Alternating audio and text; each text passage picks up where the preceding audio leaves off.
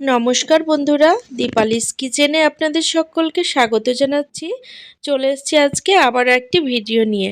আজকে আমি সবুজ ফুলকপি বা ব্রোকলি দিয়ে একদম নিরামিষ একটি রেসিপি আপনাদের সাথে শেয়ার করেছি। এইভাবে যদি ব্রোকলি রান্না করেন তাহলে যারা ব্রোকলি খেতে চায় না তারাও কিন্তু চেয়ে চেয়ে খেতে বাধ্য হবে। তাছাড়া ছোট থেকে বড় সকলেই কিন্তু আঙুল চেটে খাবে।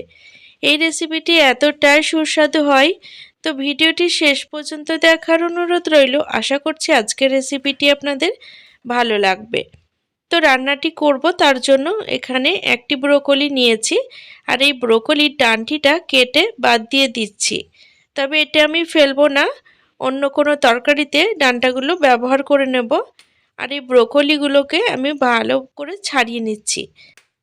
ঘরে ব্রোকলি থাকলে নিরামিষ দিনগুলোতে এইভাবে ব্রোকলির রেসিপিটি আপনি বানিয়ে নিতে পারেন। সকলে কিন্তু ভীষণ খুশি হবে। আর একদিন এইভাবে ব্রোকলি যদি রান্না করেন তাহলে রোজ কিন্তু এইভাবেই বানিয়ে খেতে ইচ্ছা হবে। তো ব্রোকলিগুলোকে সব ছাড়িয়ে নিয়েছি, খুব বেশি বড় বড় টুকরো করব না। যেগুলো বড় টুকরো সেগুলোও চাকু দিয়ে ছোট ছোট টুকরো করে নিচ্ছি। বন্ধুরা, ব্রোকলি রান্না হতেও কিন্তু বেশি সময় লাগে না, অল্প একটু সময়ের মধ্যে রান্না হয়ে যায়। আর ব্রোকলির যে ডাঁটা ছিল সেটাও আমি ফেলছি না, ছোট ছোট টুকরো করে তরকারির মধ্যে দিয়ে দেব। কারণ ব্রোকলির এই ডাঁটাগুলো সেদ্ধ হতেও খুব বেশি সময় লাগে না, অল্প একটু সময়েই ব্রোকলিগুলো সেদ্ধ হয়ে যায়। তো এখানে দেখতে পাচ্ছেন মিডিয়াম সাইজের টুকরো করে নিয়েছি। এবার আমি এগুলোকে জল দিয়ে পরিষ্কার করে ধুয়ে নেব। বন্ধুরা, আজকের ভিডিওটি ভালো লাগলে অবশ্যই একটি লাইক করে দেওয়ার অনুরোধ রইল, কারণ আপনাদের একটি লাইক আমার কাছে অনেক বেশি মূল্যবান। তো ব্রোকলি ধুয়ে নিয়েছি, জল ঝরাতে দিয়েছি। জল ঝরুক ততক্ষণে একটি মশলা বানিয়ে নেব। তার জন্য ওভেনের ওপর কড়াই গরম করে 1 মুঠো চিনেবাদাম দিয়ে দিচ্ছি। 1 থেকে 2 মিনিট মতো মিডিয়াম ফ্লেমে চিনেবাদামগুলো ভেজে নিলাম। এবার 1.5 চামচ মতো পোস্ত দিয়ে দিচ্ছি। পোস্ত দিয়ে খুব বেশি নাড়াচাড়া করব না, 10 থেকে 15 সেকেন্ড নাড়াচাড়া করে নামিয়ে নেব। তো পোস্তগুলো কিন্তু ফুটতে শুরু করেছে। এখন আমি এগুলোকে একটি পাত্রে ঢেলে নিচ্ছি আর ঠান্ডা করে ভালোভাবে বেটে নেব। ওই কড়াইটাই আবার ওভেনের ওপর বসিয়ে দিলাম। 2 টেবিল চামচ মতো সর্ষের তেল দিলাম। তেল গরম করে নিয়ে ধুয়ে রাখা ব্রোকলিগুলো ঢেলে দিচ্ছি। এবার ব্রোকলিগুলো 2 থেকে 3 মিনিট তেলের ওপর নাড়াচাড়া করে নেব, তবে খুব বেশি লাল করে ভাজবো না। বন্ধুরা, ভিডিওটি আপনারা কে কোথা থেকে দেখছেন সেটি কমেন্ট বক্সে অবশ্যই লিখে জানাবেন, তাহলে আমি আপনাদের সকলকে ধন্যবাদ জানানোর সুযোগ পাবো। তো 2 মিনিট নাড়াচাড়া করে নেওয়ার পরে ব্রোকলির কালার হালকা চেঞ্জ হয়ে গেছে। এবার আমি ব্রোকলিগুলোকে একটি পাত্রে তুলে নিচ্ছি। আমি কিন্তু আজকে রেসিপিটা সম্পূর্ণ নিরামিষভাবে তৈরি করেছি। আপনারা চাইলে এটিতে পেঁয়াজ রসুনও ব্যবহার করতে পারেন। 2 মিনিট ব্রোকলিগুলোকে ভেজে নিয়েছি, এবার এগুলো তুলে নিচ্ছি। এখন সাইডে সরিয়ে রাখছি। এবার তরকারির মশলাটা বানিয়ে নেব। তার জন্য একটি মিক্সিং জারে 1 ইঞ্চি মতো আদা দিয়ে দিচ্ছি, আর ঝালের জন্য 3টে কাঁচা লঙ্কা দিয়ে দিচ্ছি, আর একটি ছোট সাইজের টমেটো বীজ ফেলে দিয়ে এর মধ্যে দিয়ে দিচ্ছি। এবার এইটিকে খুব ভালো করে পেস্ট বানিয়ে নেব। যেহেতু টমেটো দিয়েছি যার জন্য আর আলাদাভাবে জল দিচ্ছি না, এইভাবে পেস্টটা তৈরি করে নিয়েছি। এবার ওভেনটা আবারও জ্বালিয়ে নিলাম। এখন কড়াইয়ের ওপর আবারও 2 টেবিল চামচ মতো সর্ষের তেল দিচ্ছি। তেল গরম করে নিয়ে 1/2 চামচ গোটা জিরে ফোড়ন দিলাম। ফোড়ন কিছুক্ষণ নাড়াচাড়া করে নিলাম। এবার আগে থেকে বেটে রাখা মশলা তেলের মধ্যে দিয়ে দিচ্ছি। মিডিয়াম টু লো ফ্লেমে 1 মিনিট মতো মশলা ভালো করে নাড়াচাড়া করে নেব, যাতে মশলার কাঁচা গন্ধটা চলে যায়। এখন আমি এর মধ্যে কিছু গুঁড়ো মশলা দিয়ে দেব। তো প্রথমেই 1/2 চামচ মতো জিরে গুঁড়ো দিয়ে দিচ্ছি, আর 1/2 চামচ ধনে গুঁড়ো দিয়ে দিচ্ছি।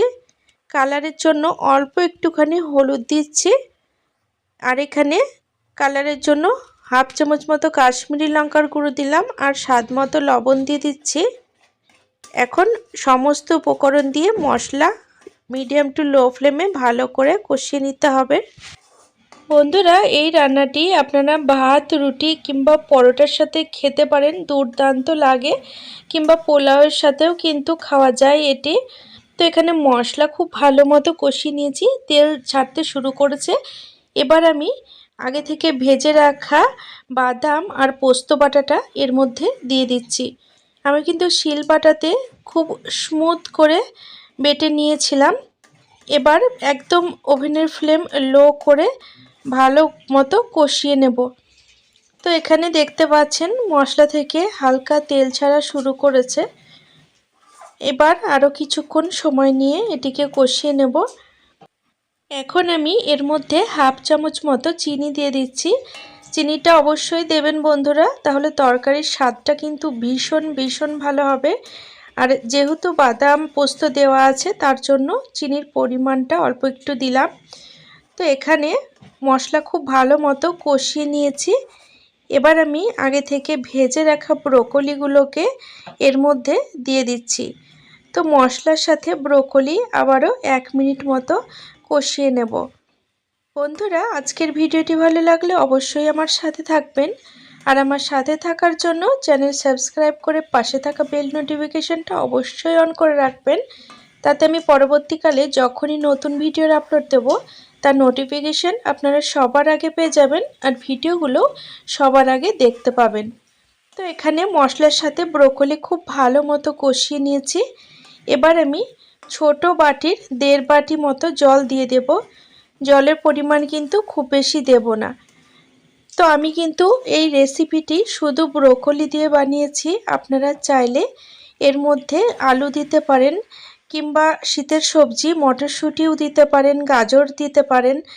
তো আপনারা আপনাদের পছন্দ মতো সবজিগুলো এটিতে ব্যবহার করতে পারেন।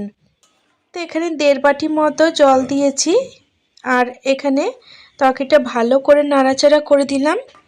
এবার ঝোল ফুটে যাওয়া পর্যন্ত হতে দেব। বন্ধুরা, বাড়িতে ব্রোকলি বা সবুজ ফুলকপি আসলে আমরা বুঝতে পারি না কিভাবে রান্না করব। তো একটুও টেনশন না করে নিরামিষভাবে এই রকম করে ব্রোকলির রেসিপিটি বানিয়ে নেন। একদিন খেলে কিন্তু রোজ খেতে বাধ্য হবেন। তরকারিটা এতটাই সুস্বাদু হয় খেতে।